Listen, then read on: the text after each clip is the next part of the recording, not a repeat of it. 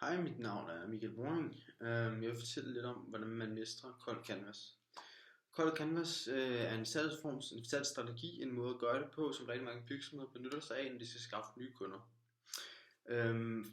For at blive god til Cold Canvas, er der nogle ting, man skal være opmærksom på. For det første så er det meget vigtigt, at du der har en rigtig god intro. Du kommer i kontakt med kunden, og du får skabt noget interesse meget hurtigt. Det skal være sådan, så kunden meget tidligt stadie tænker, nu vil jeg gerne høre mere.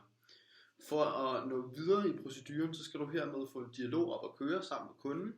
Her er det vigtigt, at I har samme toneleje, I taler sammen, måske taler I både om selve produktet, der skal sælges, men måske taler I også om nogle helt andre ting.